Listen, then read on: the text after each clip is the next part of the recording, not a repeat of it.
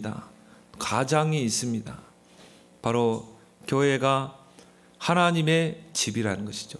하나님이 거처를 두시는 곳이요, 또 하나님이 가장으로서 하나님이 다스리는 곳이 교회인 줄 믿습니다. 교회 안에는 직분이 있고 또 모든 성도들이 있죠. 그래서 우리는 그리스도 안에서 한 집에 사는 한 가족이에요. 또 하나님의 교회, 내 교회가 아닙니다. 하나님의 교회, 하나님이 임재하시는 교회라는 것입니다. 그래서 하나님의 교회 안에 직분을 두신 그 목적을 바울은 에베소서 4장 12절 13절에서 말하고 있습니다. 성도를 온전케 하고 봉사의 일을 하며 그리스도의 몸을 세우려 하고, 또 모든 성도들을 장성한 분량, 그리스도 예수의 장성한 분량이 충만한 데까지 세워나가는 것, 그걸 위해서 교회 안에 직분이 있는 것입니다. 그래서 교회 안에 모든 직분은 하나님이 세우신 직분이에요. 하나님이 기름 부어 세운 성스러운 직분인 것입니다. 그래서 우리가 성직이라고 그러죠. 목회자만 성직이 아니라 모든 장로, 중직자, 권사, 집사, 권찰 다 하나님이 세우신 성스러운 직분인 줄 믿습니다. 그 말은 뭐예요? 하나님이 세운 거예요. 하나님이 기름 부어 세웠다 이 말이에요. 그래서 구약의 직분을 세울 때 기름 부어서 세웠습니다. 특히 구약의 왕, 제사장, 선지자 직분을 세울 때는 기름을 부어서 세웠어요. 그 기름 부음이란 말이 원어로 크리스마입니다. 이 크리스마라는 단어에서 크리오라는 단어가 나오게 되죠. 그 뜻이 기름을 바르다, 기름을 문지르다 이런 뜻입니다. 그래서 그리스도라는 그 뜻이 기름 부음을 받았다라는 뜻이거든요. 근데 요한일서 2장 27절에 구원받은 성도는 기름 부음을 받은 자라 이렇게 성경은 말하고 있습니다. 기름 부음이 너희 안에 거하나니, 저와 여러분들은 기름 부음을 받은 자예요. 그리스도의 그 축복을 가진 자입니다. 그리스도의 그 삼직의 권세를 가진 자입니다. 베드로전서 2장 9절에 왕 같은 제사장으로 기름 부음 받은 거예요. 또 이 귀한 빛을 선포할 선지자로 하나님이 우리를 기름 부어 세운 것입니다. 기름 부었다는 말은 하나님이 세웠다 이 말이에요.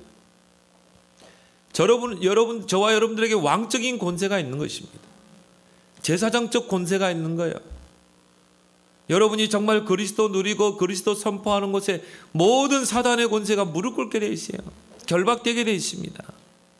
모든 저주 재앙이 떠나가게 되어 있어요. 그리고 귀한 빛이 선포되고 생명운동의 역사가 일어나요. 그걸 그 새 직의 축복을 우리에게 기름 부어서 세운 것입니다. 또 다른 의미로 성령의 기름 부음을 받은 것이죠.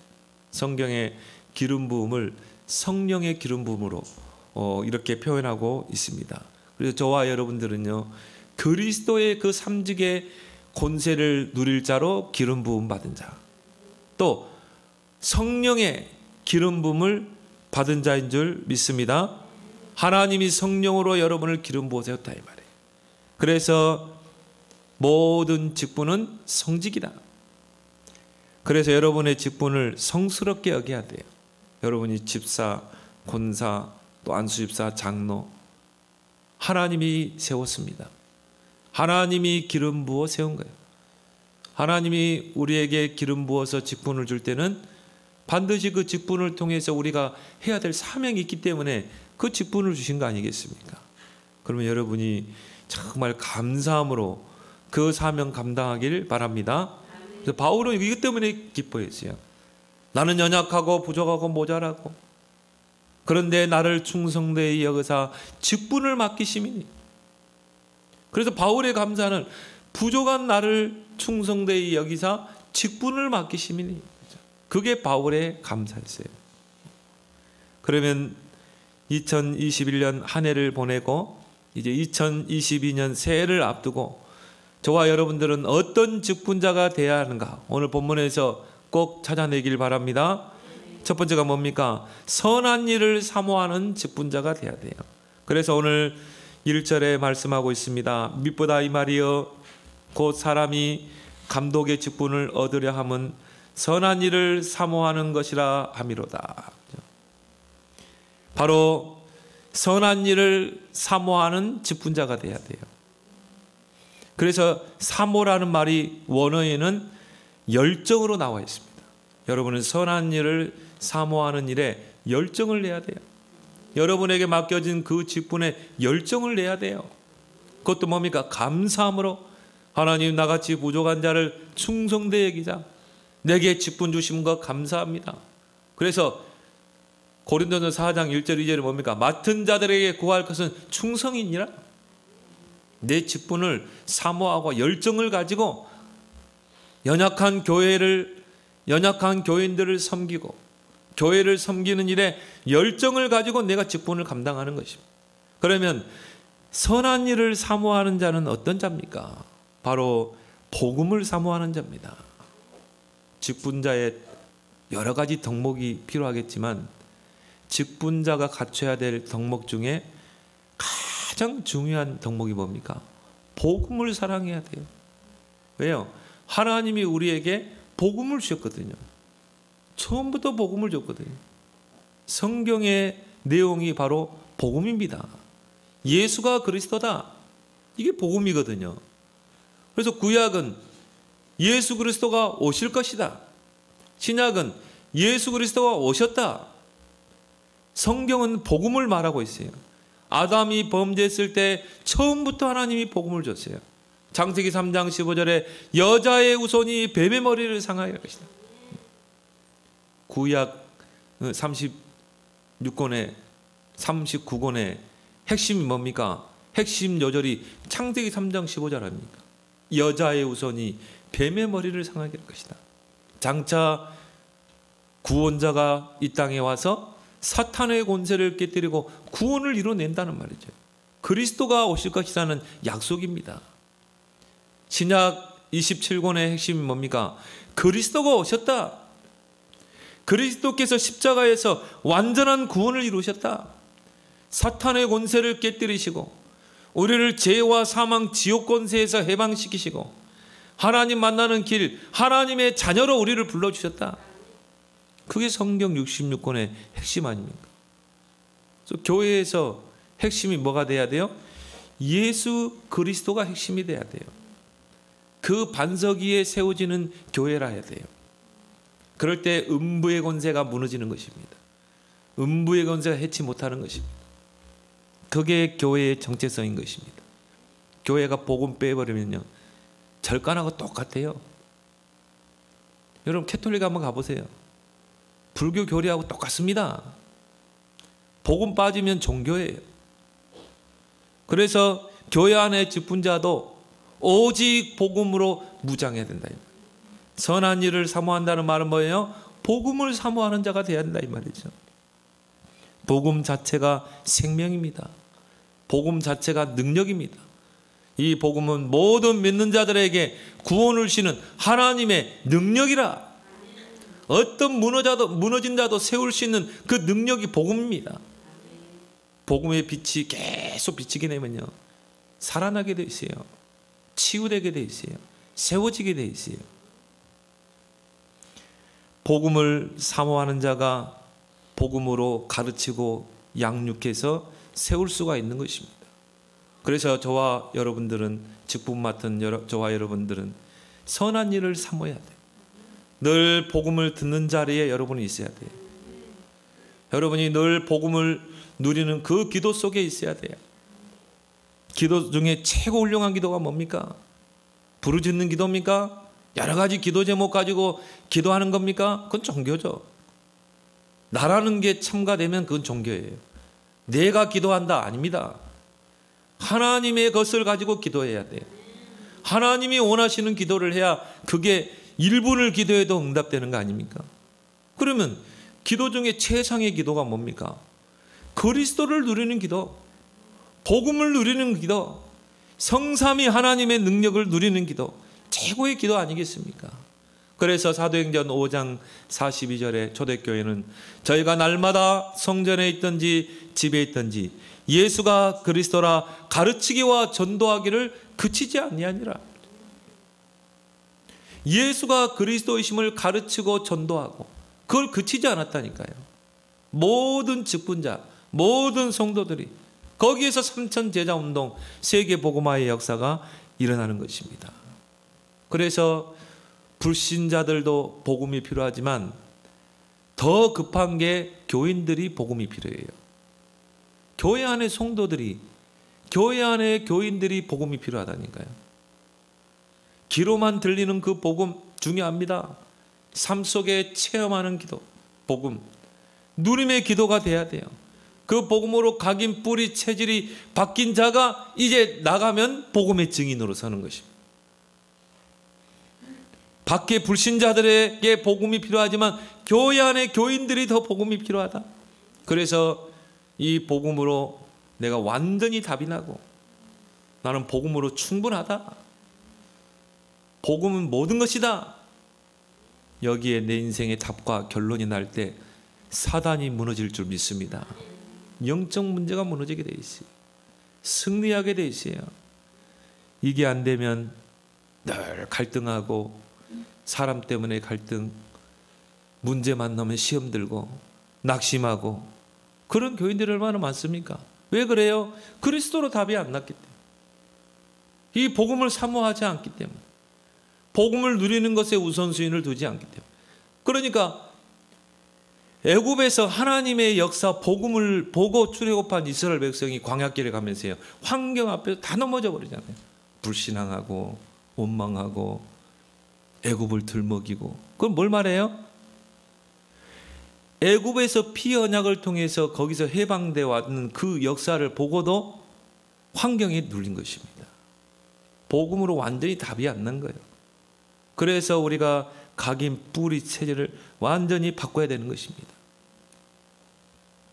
어느 정도입니까? 그리스도 외에는 다 배설물이다. 요게 담난 자예요. 하나님은 그 사람을 붙잡고 시대를 살리는 것입니다. 그래서 바울은 뭐라고 그랬습니까?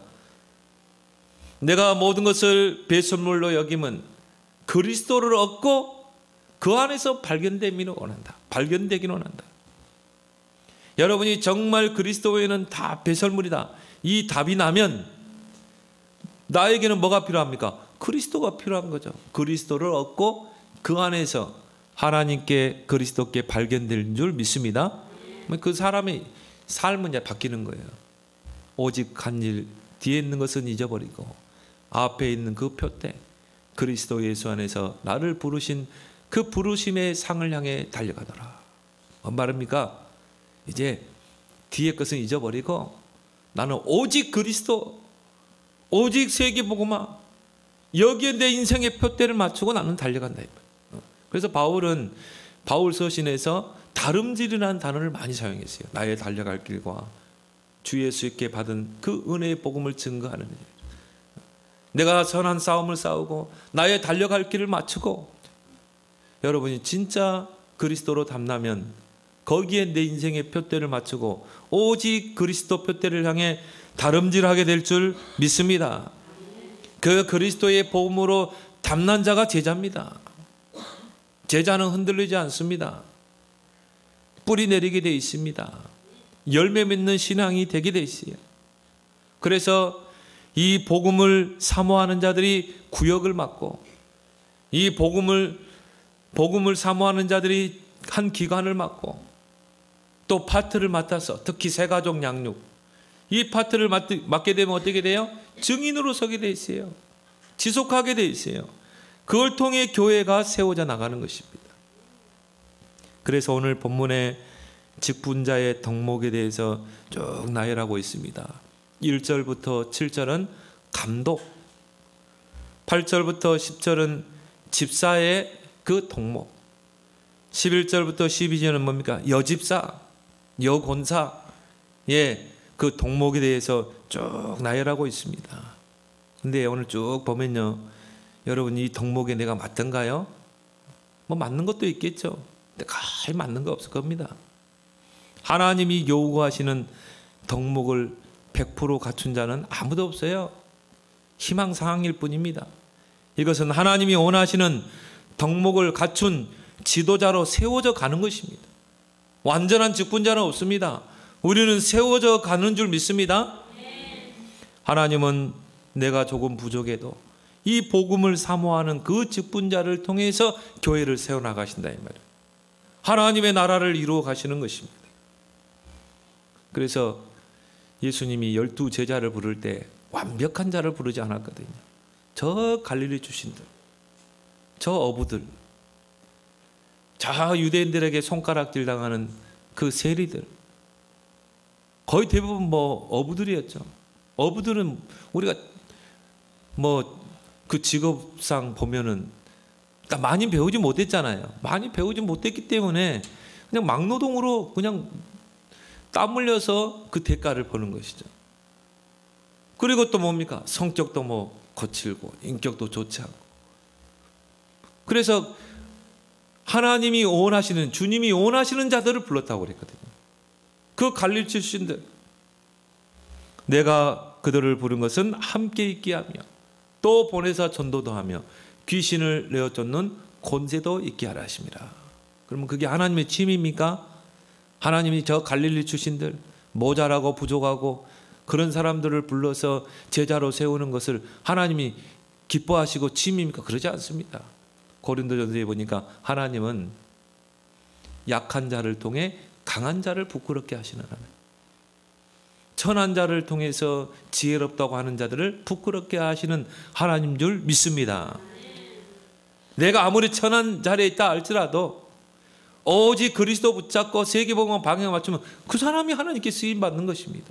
아무리 준비되고 아무리 갖춰진다 할지라도 복음 모르는 바리새인 가지고는 하나님은 세계복음화를 할 수가 없는 거예요. 바울이 그런 상태 아니었습니까? 그가 복음 받기 전에는 최고의 가문, 최고의 배경, 최고의 지식 가운데 있던 자 아닙니까? 하나님 그 인물 가지고 하나님 한 시대 살립니까? 복음이 없는데. 10,000가지가 있어도 한 가지가 없으면 그것 가지고 하나님 일하실 수 없어요. 10,000가지가 없다 할지라도 복음 한 가지 가지고 있으면 하나님 그것 가지고 쓰시는 줄 믿습니다. 왜 그렇습니까? 한 가지 속에 10,000가지가 있기 때문에. 이 그리스도의 복음 안에 10,000가지가 있는 거예요. 그 복음 안에 생명이 있죠. 그 복음 안에 능력이 있죠. 그 복음 안에 치유의 역사가 일어나죠.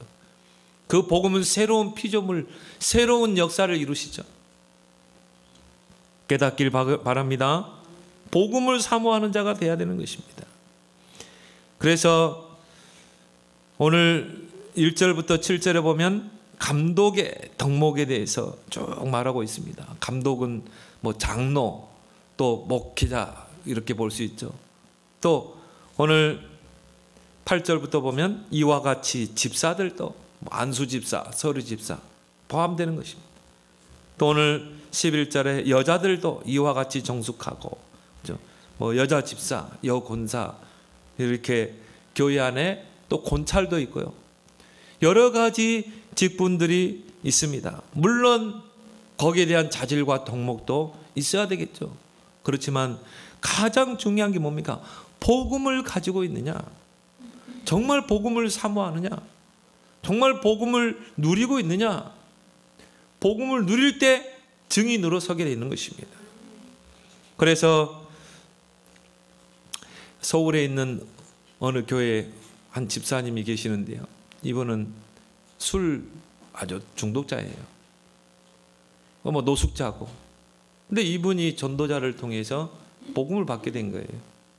그렇게 해서 이제 교회로 오게 된 것입니다. 근데 이분이 이게 술을 못 끊어가지고요. 그래가지고 청년들을 데려와서 막 밤에 술 먹고, 그러고 데려왔고. 목사님이 막 골치가 아픈 거예요. 교회의 특징이 뭡니까? 세상 조직과는 다르잖아요. 세상의 어느 단체 조직에서 그러면 어떻게 돼요? 그냥 내보내면 돼. 당신 오늘부터 우리 회사 나오지 마 이러면 되는데, 교회는 어떤 곳이에요? 누구든지 오시오 아닙니까? 그게 교회 아닙니까? 그런 사람들이 와서 치유되고 세워져서 제자로 파송되는 게 교회 아니겠습니까? 근데 이분이요, 교회 안에서 이제 집사까지 된 거예요. 어느 시간표가 되니까 집사 받았겠죠. 근데 이 술을 못 끊는 것입니다. 그러고 뭐 교회 집사 불러내가지고 밤에 술 먹고 청년들 데려가서 술 먹이고 뭐 골치가 아픈 거예요. 근데 이 집사님이 뭐냐면은 영어를 잘해요. 영어를. 그래서 어느 날에는 아프리카 청년들을 몇 명을 데리고 교회에 데려온 거예요. 전도해가지고. 그러니까 이제 목사님이 계속 아프리카 청년들을 데려오니까 미션홈을 하나 세워줬어요. 어느 빌라 하나 이렇게 얻어서 거기다가 이제 이 아프리카 청년들을 거기다 두고 이 집사님을 이제 거기에 사역자로 붙인 겁니다. 그래서 복음으로 세우라고. 그런데 이제 또 이 아프리카 청년들을 데리고 밤에 나가가지고 술 뭐 고래 돼가지고 또 데려오고 이 청년들에게 술을 또 가르친 거예요. 그러니까 목사님이 막 그냥 계속 이 집사님 때문에 어떻게 뭐 이 꾸중을 해도 안 되고 주의를 줘도 안 되고 뭐 쫓아낼 수도 없는 거고 계속 골머리를 하는 것입니다. 근데 이 집사님이 단 하나 중요한 게 있었어요. 복음을 사모하는 분이라. 복음을 듣는 자리는 항상 있는 거라. 복음을 사모하는 분이 하나님께서 이분을 치유해 나가는 거죠. 그래가지고 이 아프리카 청년들을 제자로 삼는 것입니다. 그래가지고 이 청년들이 제자가 돼가지고 아프리카로 파송됐다니까요. 나중에는 아프리카 안에 시스템이 세워진 것입니다. 그리고 이 선교사님이 이 집사님이 선교사로 파송됐어요. 그것도 뭡니까? 평신도 선교사로 지금 사역 잘하고 있습니다. 여러분, 좀 내가 부족하고 연약해도 복음을 사모하는 자, 그 직분자를 통해 하나님은 일하심을 믿길 바랍니다. 오늘 본문에서 직분자들이 공통적으로 갖춰야 될 그 덕목에 대해서 바울은 이야기하고 있습니다. 그게 뭡니까? 가정을 잘 다스릴 수 있어야 된다는 것이죠. 그래서 오늘 2절에도 이 감독은 한 아내의 남편이 돼야 된다. 그 말은 뭘 말해요? 정말 가정을 잘 다스릴 수 있어야 된다는 거죠. 그리고 오늘 4절 5절에도 자기 집을 잘 다스려 자녀들로 모든 공손함으로 복종하게 하는 자라야 할지며 사람이 자기 집을 다스릴 줄 알지 못하면 어찌 하나님의 교회를 돌보리요. 오늘 12절에도 집사들도 마찬가지죠. 집사들은 한 아내의 남편이 되어 자녀와 자기 집을 잘 다스리는 자일지니. 그렇죠. 자, 어느 직분이든 감독이든 집사든 권사든 어느 직분이든 공통적으로 갖춰야 돼. 다른 부분은 좀 부족해도 공통적으로 갖춰야 될 덕목이 뭡니까? 가정을 잘 다스려야 돼. 가정 목회를 잘해야 교회 목회를 잘하는 것입니다. 그래서 제가 신학교 때 저희 학장님이 항상 그 채플 시간에 하시는 말씀이 뭐냐? 목사 이전에 신자가 되라. 신자 이전에 사람이 되라. 이게 하나의 교회 우리 신학교 슬로건이었다니까. 목사가 되기 전에 신자가 되라. 신자가 되기 전에 사람이 되라. 그래서 목사가 나중에 돼가지고 막 목에 힘주고 그게 아니라 성도들의 모든 신자들의 형편을 살피고 돌볼 수 있는 목회자가 된다. 그러면 신자의 자리에 가 있어 봐야 된다는 거예요. 또 뭡니까? 사람이 먼저 되라는 거예요. 정말 이 불신자들이 어떻게 고난당하고 있는지 그런 사람이 되라는 것입니다. 그리고 이 교회 목회 이전에 이 가정 목회에 성공해야 된다. 이런 말을 그때는 신학교 때 많이 들었거든요. 그런데 그때는 잘 이해를 못했어요. 근데 제가 이제 이 목사 안수를 받고 목회를 해보니까 그 말이었구나. 정말 내가 목사라고 목에 힘주고 그게 아니라는 거죠. 정말 성도 편에 서서 교인들을 섬기고 또 뭡니까? 정말 불신 영혼들을 섬기고 또 가정을 잘 다스리고 그게 바로 성공된 목회가 아니겠는가. 지금 생각해 보니까 그 말이었구나. 그걸 깨닫게 됐습니다. 왜 하나님께서 교회 안에 직분을 주셨습니까? 교회 안에 있는 이 양무리들을 잘 돌보고 섬기며 또 가르치고 양육하라고 하나님은 교회 안에 목사, 감독, 장로 이런 직분들을 두시는 것입니다. 그래서 저와 여러분 직분자들은 가정을 잘 다스려야 돼요. 정말 자녀들을 놓고 기도하고 믿음 안에서 언약 안에서 잘 양육하고 그리고 그들을 자녀를 잘 목회할 때 교회 안에 양무리들을 잘 가르치고 양육할 수 있는 줄 믿습니다. 이것이 바로 하나님이 원하시는 선한 일이라. 그래서 직분자들은 선한 일을 삼아야 된다. 두 번째로 교회를 힘써 세우는 직분자가 되길 바랍니다. 교회는 하나님의 집입니다. 바로 성전입니다. 오늘 15절에 만일 내가 지체하면 너로 하여금 하나님의 집에서 어떻게 행하여야 할지를 알게 하려 함이니 이 집은 살아계신 하나님의 교회요 진리의 기둥과 터니라. 그렇죠. 하나님의 집, 이 집은 살아계신 하나님의 교회예요. 교회는 바로 하나님의 집입니다. 하나님의 집에는 사람이 거처를 두고 있잖아요. 주인이 있잖아요. 가장이 있죠. 또 거기에는 가족들이 있죠. 이게 집입니다. 교회가 바로 하나님의 집이에요. 하나님이 가장입니다. 하나님이 다스리십니다. 하나님이 거처를 두고 계시는 곳. 또 하나님의 교회라고 그랬어요. 살아계신 하나님의 교회예요. 하나님이 임재하시는 곳. 그것이 바로 교회인 것입니다. 그래서 교회와 교회당은 구분이 돼야 돼요. 교회는 헬라의 언어로 에클레시아죠. 죄와 사망의 법에서 해방되어서 빠져나온 자. 그게 교회입니다. 저와 여러분들이 교회예요. 왜요? 저와 여러분들은 죄와 사망의 법에서 해방되어 나온 자잖아요. 여러분이 교회입니다. 두세 사람이 모이는 그 모임이 교회입니다. 그 장소가 교회예요. 그래서 고린도전서 3장 16절에 너희가 하나님의 성전인 것과 하나님의 성령이 너희 안에 거하는 것을 알지 못하느냐. 저와 여러분들이 바로 성전입니다. 저와 여러분들이 하나님의 집이에요. 거룩한 집, 그래서 성전 그러죠. 하나님이 우리 안에 거처를 두고 계십니다.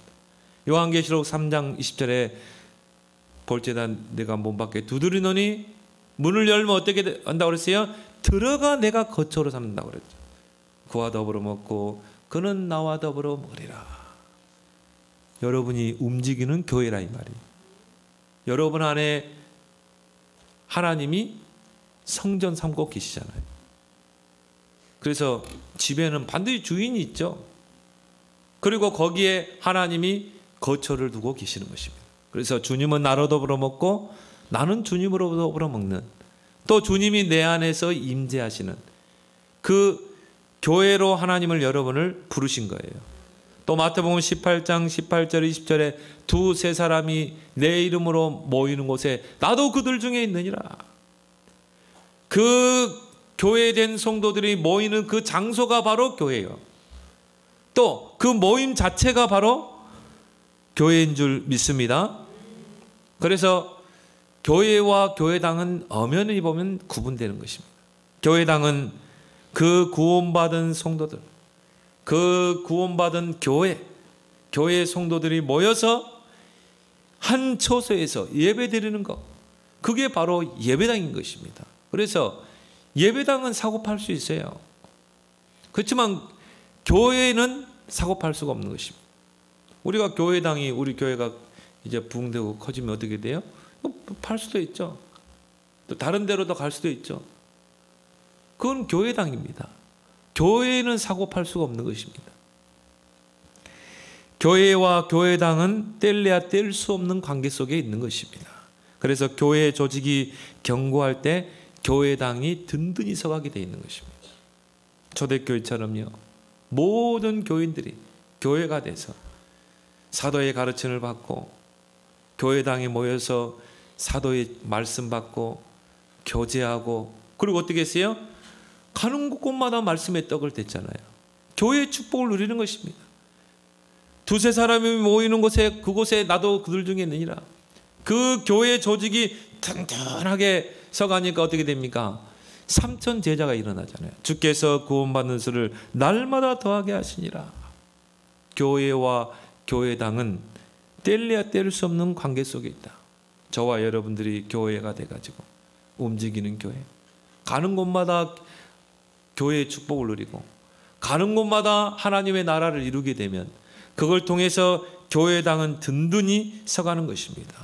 그래서 이 교회와 교회당이 조화를 이루는 것이 가장 이상적인 교회관이에요. 교회상입니다.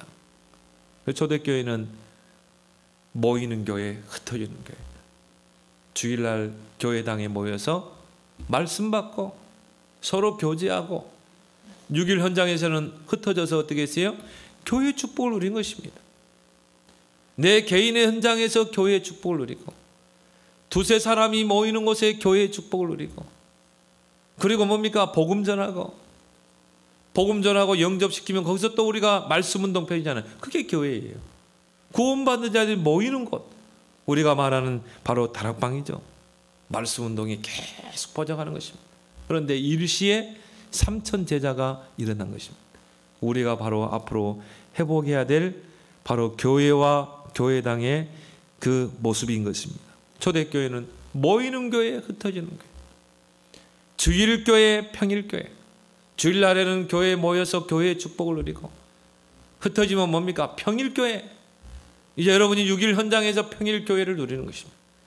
주일교회, 현장교회, 필드 처치라고 그러죠. 내가 있는 현장에서 렘넌트들은 학교 현장에서 교회의 축복, 직장 다니는 분은 직장 안에서 교회의 축복, 하나님의 나라를 누리는 우리가 회복해야 될 줄 믿습니다. 그래서 요즘 메시지 흐름이 그거죠. 중직자들은 70제자를 찾아라.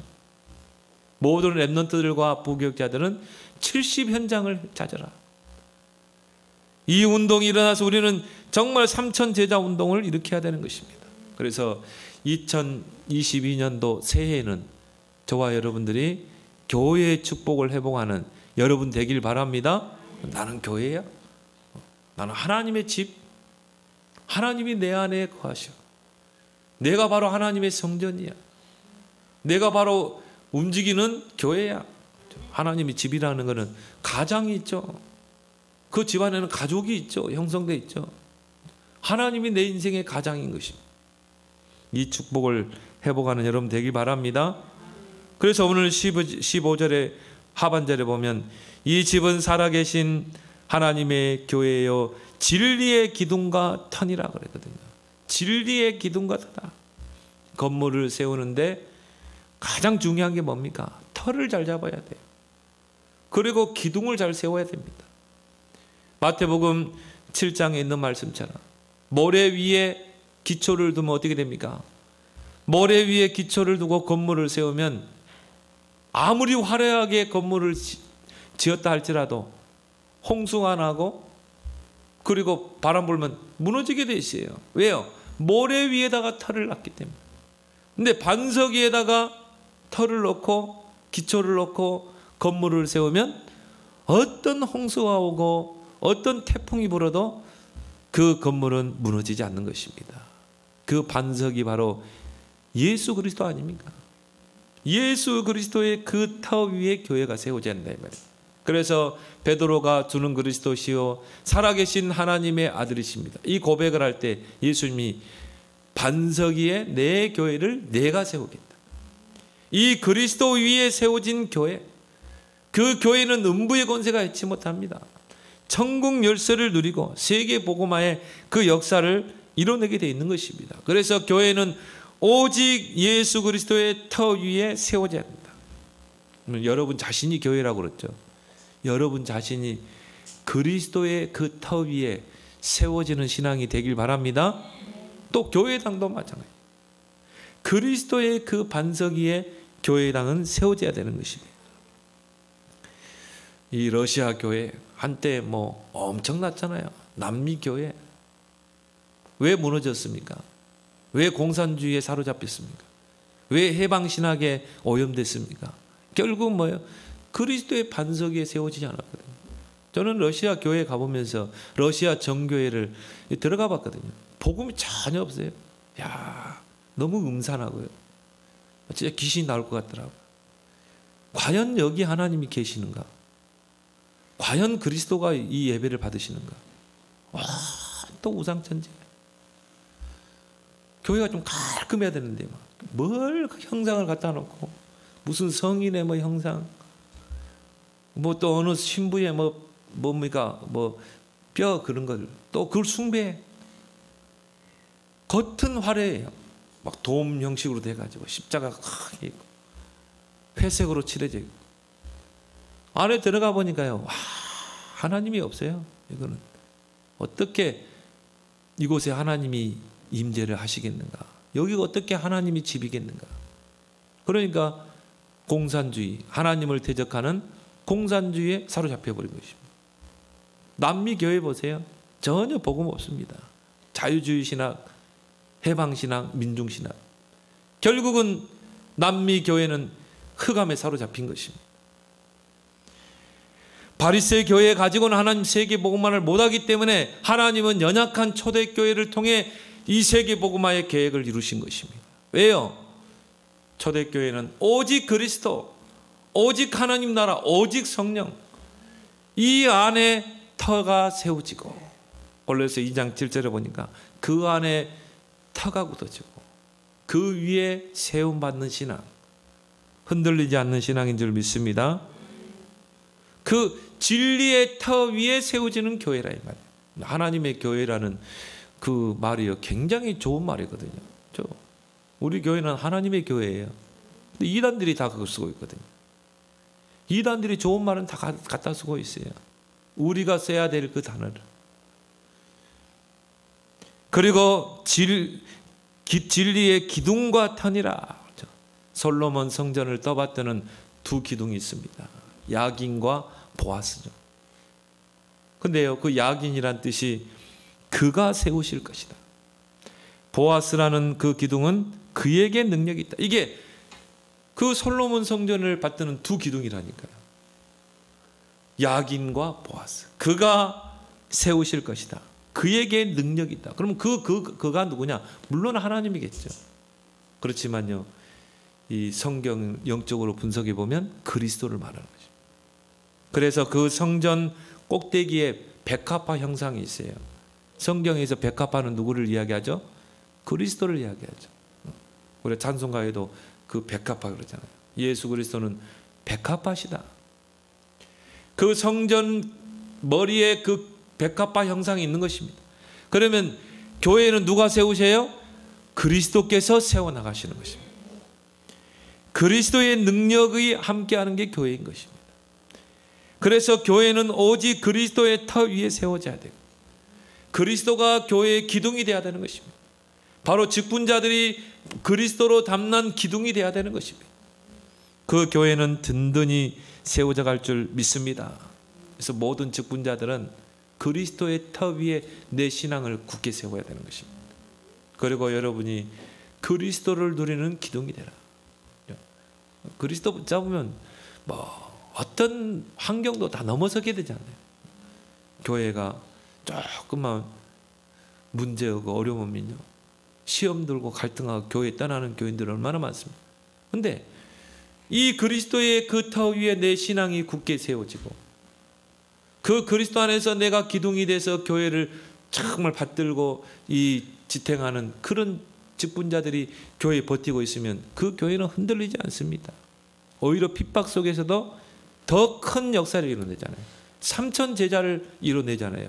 그런 교회를 세우는 직분자들이 되길 바랍니다. 그래서 여러분이 2022년도에는 우리 모든 직분자들이 교회를 떠받드는 그런 기둥의 역할을 감당하는 여러분 되길 바랍니다.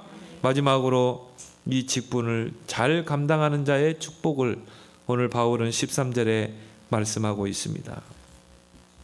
집사의 직분을 잘한 자들은 아름다운 지위와 그리스도 예수 안에 있는 믿음의 큰 담력을 얻느니라. 여기 보니까 아름다운 지위와 아름다운 지위를 얻게 된다는 것입니다. 그 지위라는 그 단어가 헬라어로는 거름, 단계, 계단이란 뜻입니다. 우리가 걸음도 한 걸음, 두 걸음, 세 걸음 걸어가죠.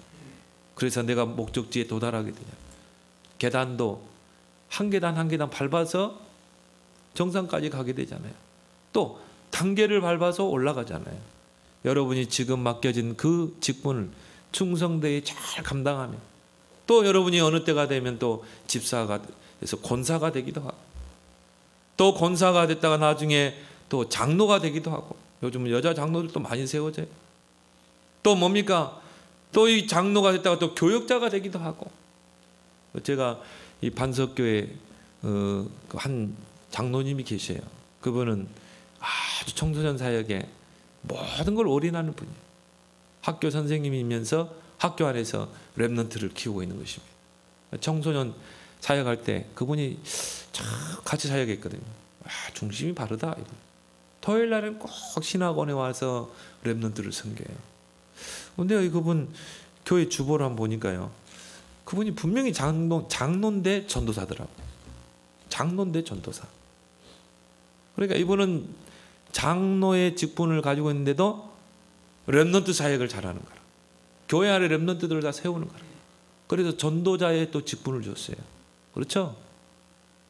장로이면서도 렘넌트를 키우니까 그냥 교육자로 세워버린 것입니다. 그걸 보면서 그럴 수도 있겠다. 그렇지. 정말 이 아름다운 지위를 하나님이 주시는 거 아니겠냐.